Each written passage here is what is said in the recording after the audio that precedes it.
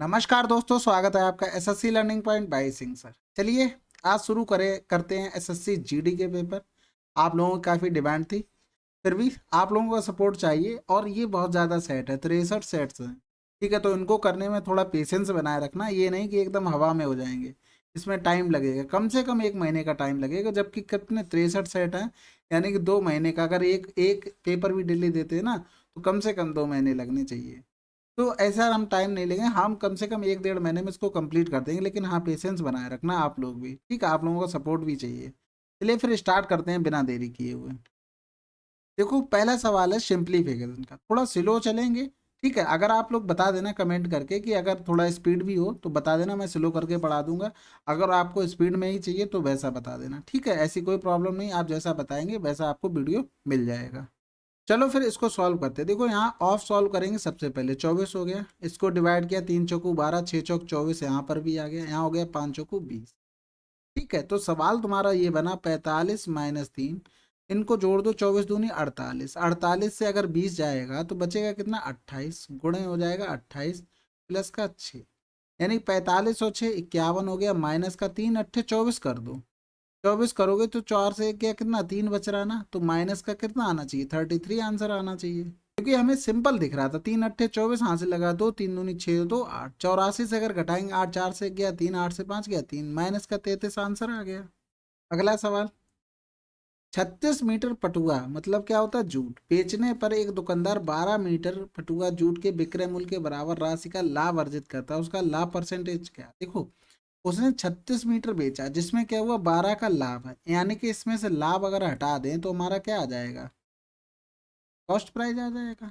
यानी कि 12 का प्रॉफिट लिया किस पर, कॉस्ट प्राइस पर, गुणा कर दो 100, यानी कि 50% का प्रॉफिट लिया, क्योंकि 12 दूनी 24 हो गया, 2 पंजे 10 हो गया।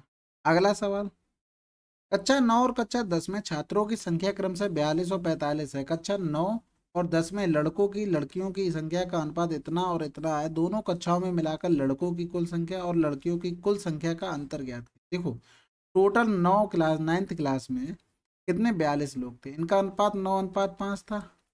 और तुम्हारे 10th क्लास में कितने थे, 45 लोग थे, कितना अनुपात था, 8:7, यानी कि 9 5 14 लोग थे टोटल। तो 42/14 हो गया टोटल। निकालना किसका है, पहले निकाल लो लड़कों का, बटे 9 करेंगे तो 14 × 42, 9 × 27, यानी 27 क्या हो गए, लड़के हो गए। तो लड़कियां कितनी हो गई, 12 से 7 गया 5 बचा, और यहाँ बचा कितना, 3 से 2 गया 1, ये आ गई तुम्हारी क्या, लड़कियां आ गई। अब यहाँ देखो 8 7 15, 45/15 लड़के अगर निकाल लेंगे, 8 15 × 3 = 45, 8 × 3 = 24 हो गया। ये क्या हो गया, वाइज हो गया, कितने में से, 45 में से। तो 5 से 4 गया 1, और 4 से 2 गया 2, ये क्या हो गया, तुम्हारी लड़कियां हो गई। ठीक है, अब टोटल लड़के कितने हो गए, 24 दूनी 48, 48 और 3 = 51। तो यहाँ पर देखो 15 दूनी 30, 30 और 6 = 36 हो गया। अब इन दोनों का डिफरेंस, 11 से 6 गया 5 बचा, 4 से 3 गया 1 बचा, आंसर आ गया। अगला सवाल, 12% ऑफ 4% ऑफ 7% ऑफ 2 × 10⁻⁶। देखो परसेंटेज है, यहाँ पर बटे 100, यहाँ पर बटे 100, यहाँ पर बटे 100 हो गया। तो यहाँ देखो 10 की पावर कितनी होगी, 2 हो गई, यहाँ पर 10 की पावर 2, यहाँ पर भी 10 की पावर 2, यानी कि 2 2 4 2 6 हो गई, यानी कि ये तो पूरा चला गया। बचा क्या, सिंपल 12 × 4 × 7 × 2। अब अगर इसमें भी समस्या आ रही तो यूनिट डिजिट देखो, 1 3 2 6 अलग अलग है, यानी कि 7 दूनी 14, 4 चौकू 16, 6 दूनी 12, तो 2 आया, आंसर क्या आ गया, 672 आंसर आ गया। तो इस तरीके से कर सकते हो। अगर इस तरीके से भी नहीं करना तो देखो 12 चौक 48 हो गया, 7 दूनी 14 हो गया, 14 8 112 हासिल लगा, 11 14 चौकू 56, 56 1 57 और 10 63।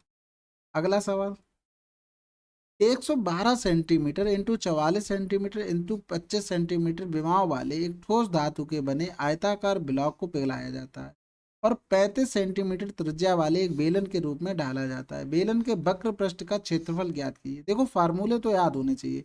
बेलन का वक्र पृष्ठ का क्षेत्रफल होता है 2πr। ठीक है, तो ये निकालना था। अब देखो आयताकार क्या था, घनाव था, घनाव से बन रहा है क्या, बेलन। तो देखो दोनों का कर दो वॉल्यूम बराबर, गुणे 25 हो गया। और वॉल्यूम क्या होता है बेलन का, πr²h। तो यहाँ पर 35 सेंटीमीटर त्रिज्या दी थी, यानी कि 22/7 इंटू 35 इंटू 35 इंटू एच, यहाँ से एच निकल आएगा, यानी 25 गुणे 44 गुणे 112 हो। तो यहाँ से देखो 7 पंजे 35 हो गया, 55 25 हो गया, 5 सत्ते 35 हो गया, 7 से काट देंगे, 7 एकम 7 हो गया, 7 छक्का 42 हो गया, 22 दूनी 44 हो गया, यानी 16 दूनी 32 आ गया एच, 32 आ गया। अब यहाँ पर देखो 2 पाई आर एच हो रहा, 2 पाई आर एच देखो कुछ समझ में आ रहा है? 2 पाई आर एच, जब रेडियस 7 होती है सर्किल की तो एरिया क्या होता है तुम्हारा 154 और परिधि क्या होती 44। अब हो गया 35 गुना, कितना 35, सॉरी 35 गुना नहीं 35 हो गया, तो 5 गुना हो गया, तो एरिया हो जाएगा इसका 25 गुना, स्क्वायर में चलते, लेकिन परिधि तुम्हारी हो जाएगी 44 गुणे 5 गुना।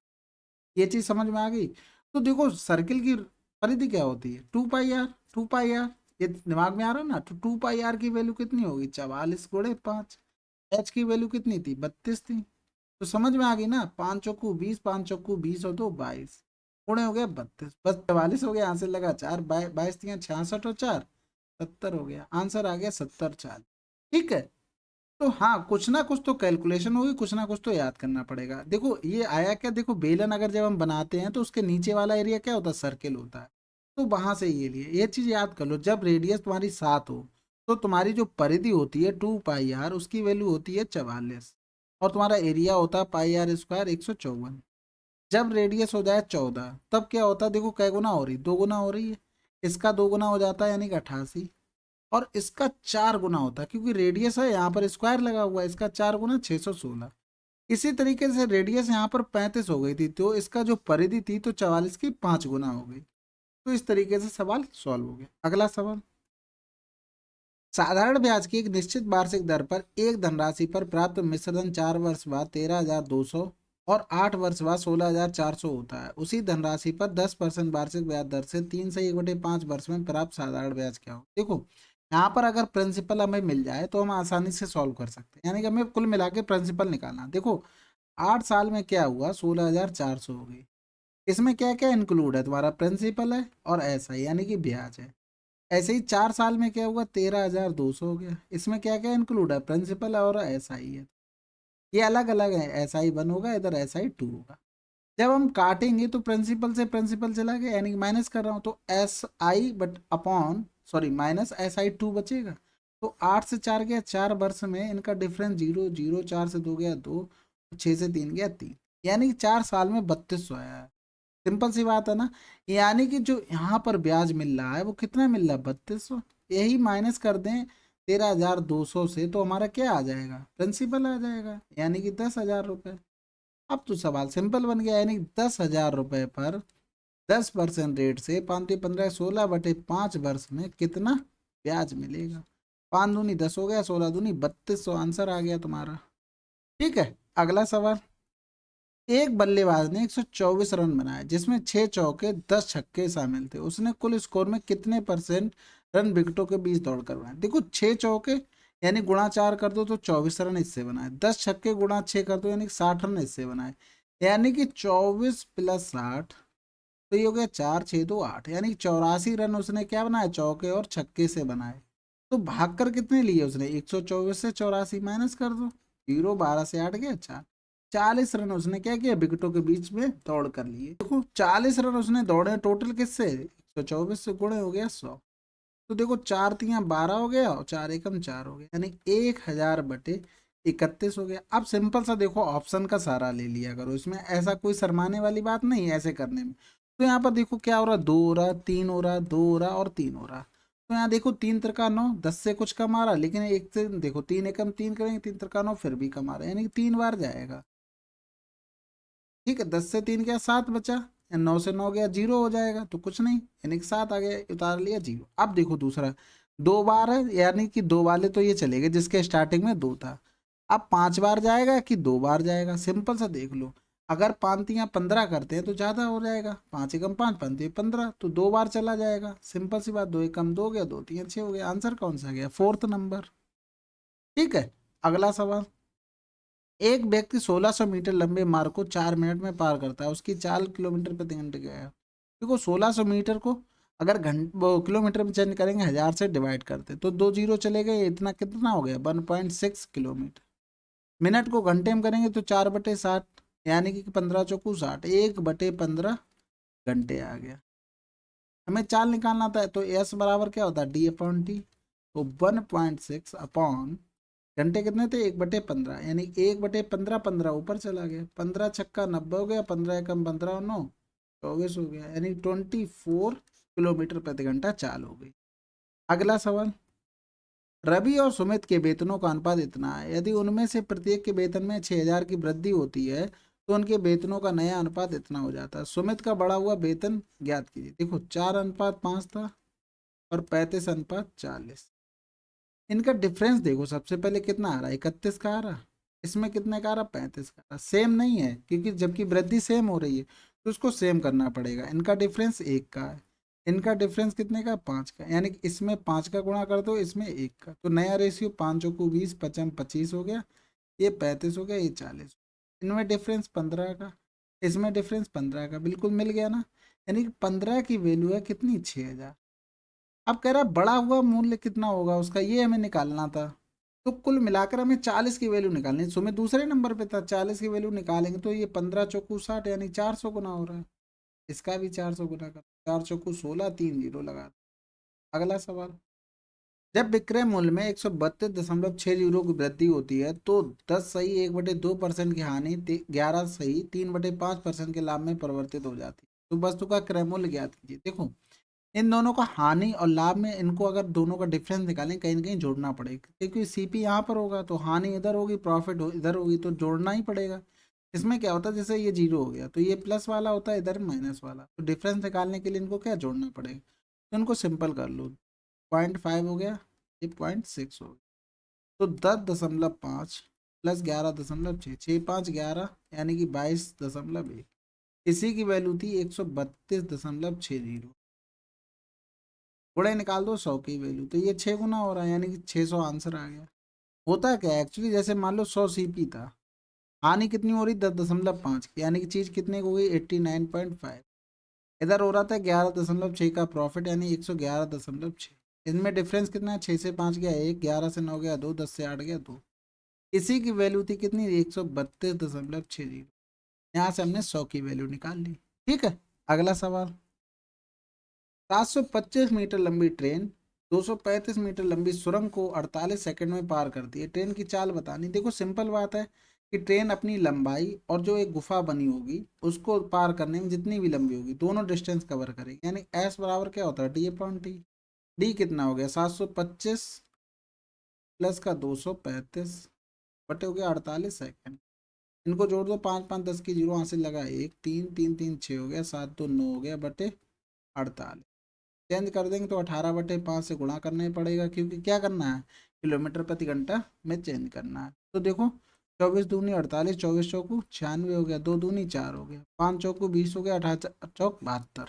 अगला सवाल जो कह रहा है PQR किसी कार्य को अकेले करते हुए क्रमशः 10 दिन 20 दिन और 30 दिन में पूरा कर सकते हैं। यदि Q और R एक एक दिन छोड़कर P की सहायता करते हैं तो उस कार्य को कितनी जल्दी पूरा किया जा सकता है। देखो कौन कौन था, PQR, ये 10 दिन में करा था, ये 20 दिन में, ये 30 दिन में। एलसीएम लेंगे तो 60 आ गया टोटल वर्क, 10 छक्का 60, 20 तियाँ 60 और 30 दूनी 60। अब देखो एक दिन P प्लस क्यू कर रहा, एक दिन P प्लस R कर रहा। P प्लस क्यू कितना, 6 3 9 और 6 2 8। ठीक है, 9 8 17, 17 काम हो रहा कितने, 2 दिन में। अब 60 में जब 17 से डिवाइड करेंगे, 17 थी 51, यानी 3 दिन में 51 काम, लेकिन एक्चुअल कितने दिन लगे, 6 दिन लगे। तो काम बचा कितना, 60 से 51 गया, 9 काम बचा। फिर P प्लस क्यू आ जाएगा, बटे 9 कर दो, 1 दिन और लगेगा, यानी टोटल लगेंगे कितने दिन, 7 दिन लगेंगे। तो आंसर होना चाहिए हमारा 7 दिन। तो यहाँ पर हो सकता है ऑप्शन में 7। निश्चित धनराशि 12% वार्षिक ब्याज दर पर 2 से 1/2 वर्षों में 9,982.50 हो जाती है, जबकि ब्याज की गणना 10 मासिक चक्रवृद्धि आधार पर की जाती है, तो धनराशि ज्ञात। देखो जब 12% रेट थी तब वो किस लिए थी, 12 महीने के लिए, 10 महीने के लिए कितनी रेट हो जाएगी, 10%। अब यहाँ देखो टोटल टाइम कितना, 2 दूनी 4 1 5/2 वर्ष थे, महीने में चेंज करेंगे तो 2 छक्के 12 5 छक्के 30 महीने आ गए। 10 महीने के हिसाब से कितने स्लैब बनेंगे, 3 स्लैब बनेंगे, 10 20 और 30। अब यहाँ पर ये दिया हुआ था क्या, अमाउंट दिया, अमाउंट दिया था।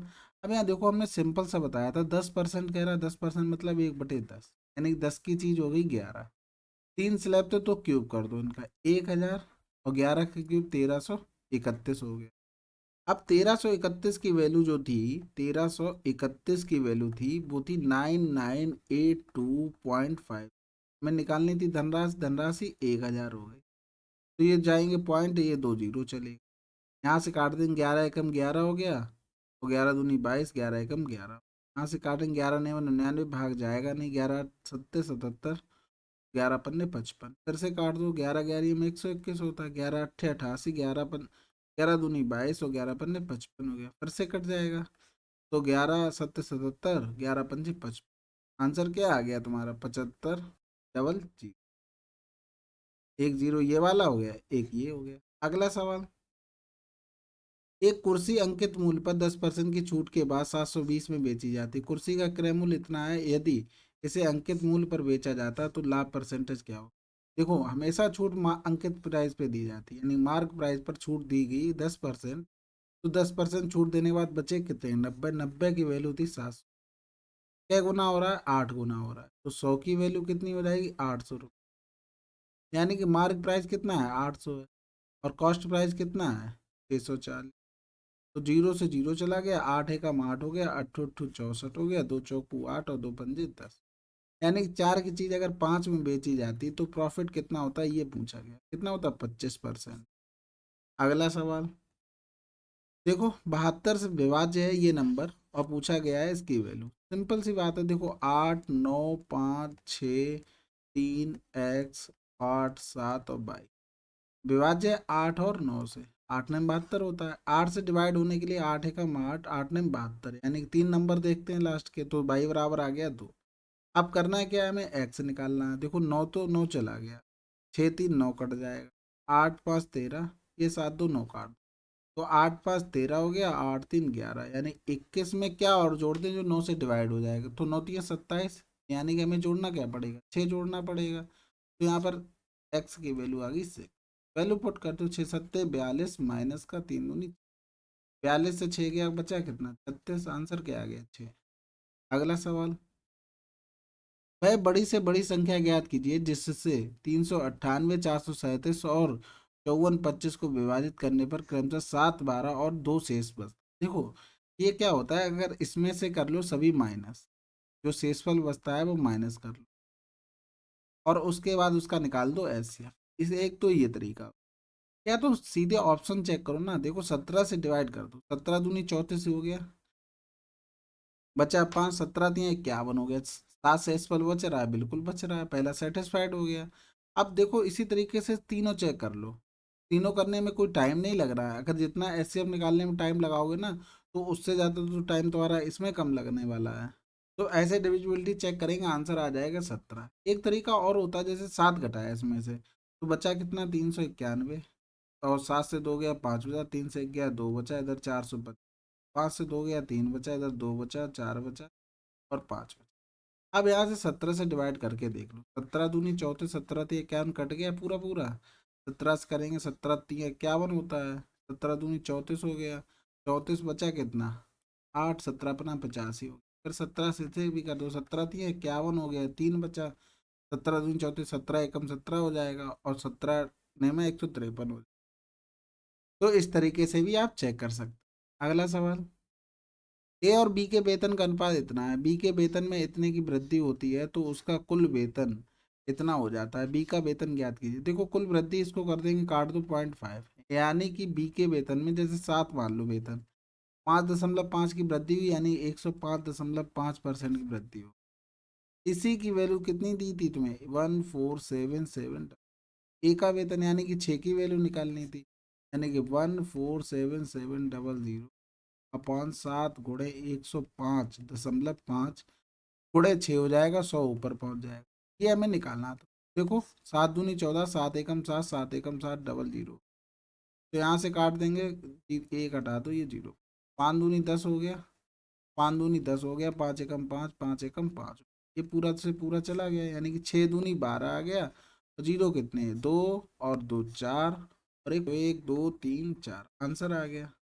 अगला सवाल, 2760 की धनराशि को इस प्रकार दो भागों में विभाजित किया जाता है कि जब उन्हें 5% वार्षिक साधारण ब्याज की दर पर क्रमशः 2 वर्ष 4 वर्षों के लिए निवेशित किया जाता है तो उन पर प्राप्त होने वाली मिश्र धन बराबर होते हैं। निवेश किए गए दूसरे भाग की धनराशि कितनी? देखो पहला भाग, उस पर रेट 5 दूनी 10 यानी 110/100 और दूसरे भाग के अमाउंट के बराबर हो गया। कितना हो गया? 5 चौको 20 यानी 120/100। जीरो से जीरो चला गया, ये इससे कट गया यानी फर्स्ट अप सेकेंड 12/11। ये कितना हो गया? 2 1 3 हो गया और एक इसी की वैल्यू दी थी 2760 निकालनी दूसरे भाग की थी यानी कि 11 की वैल्यू निकालनी। तो 23 से कम 23 23 दूनी 46 तो 1320 आंसर। अगला सवाल, ये देखो सिंपलीफिकेशन का सवाल है। यहाँ से काटेंगे तो 5 9 45 हो गया, यहाँ से 3 दूनी 6 हो गया तो बचा कितना? 7 9 21 प्लस का 5 माइनस वाले पहले जोड़ दो, 9 2 11 हो गया प्लस का 9 चौक 36 माइनस का 45 हो। तो यहाँ देखो इसमें कितना डिफरेंस आ रहा है? -का 9, इधर -का 11 था, इधर +का 5 था। 21 और 5 26 कर लो डायरेक्ट, 11 और 9 20 हो गया यानी 26 - 20 आंसर क्या आ गया? 6। अगला सवाल, अनु किसी कार्य को करने में बिन्नी से 4 गुना कार्यकुशल है यानी कि इफिशियंसी दी गई थी अनु और बिन्नी। बिन्नी क्या करे? बिन्नी से 4 गुना, ठीक है। वे एक साथ मिलकर किसी कार्य को 7 घंटे में पूरा कर सकते यानी इफिशियंसी टोटल 5 हो गई यानी 7 घंटे में कर सकते। टोटल काम कितना हो गया? 35। अनु अकेले कार्य को कितने दिन में करेगा? अनु यानी कि 4 से भाग कर दो, 35/4 आंसर। अगला सवाल, एक समबाहु त्रिभुज का परिमाप इतना है तो इसकी ऊंचाई ज्ञात कीजिए। देखो परिमाप दिया गया है यानी कि 3a बराबर कितना दिया है? 36√3। ये हो गया a बराबर 3 एकम 3 3 दूनी 6। इसकी ऊंचाई यानी h हाइट का फार्मूला होता है √3/2। a हो गया 12√3 हो गया, 2 छक्के 12 हो गया, 6 तियां 18 आंसर।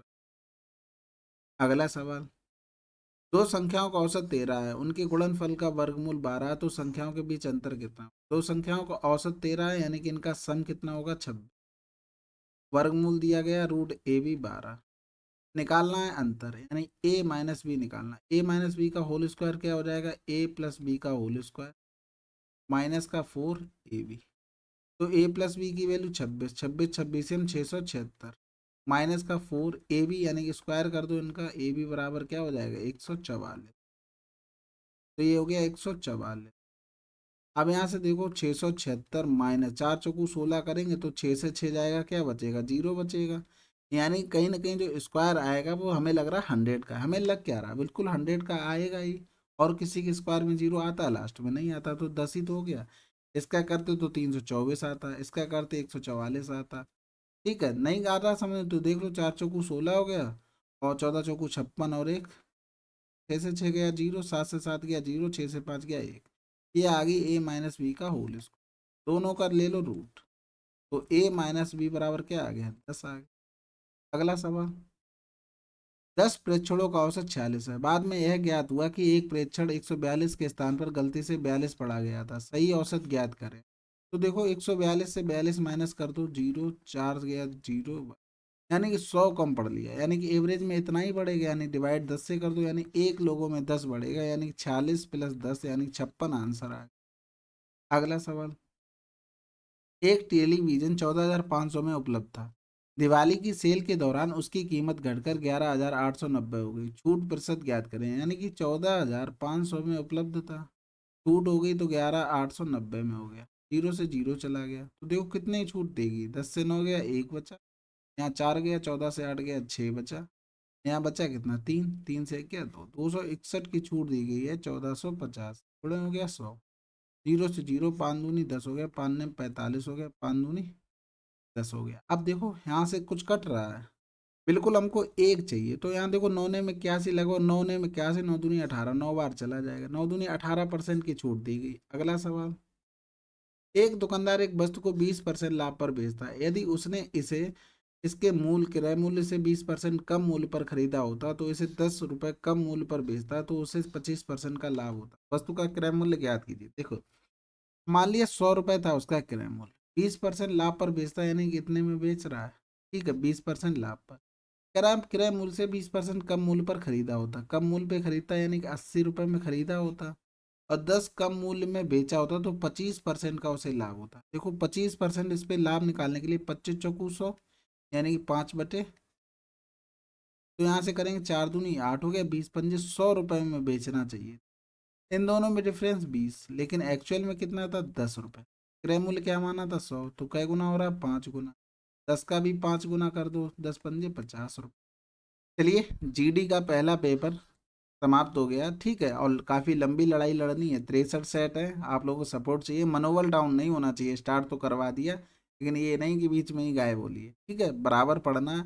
और सवाल ऐसा नहीं इजी हैं, सवाल भी अच्छे पूछे गए हैं, मतलब अच्छे लेवल के हैं, कैलकुलेटिव सवाल भी थे। तो अच्छे से पढ़ना, आपके हर पेपर में काम आएंगे। चलिए फिर मिलते हैं अगले वीडियो में, तब तक के लिए जय हिंद जय भारत।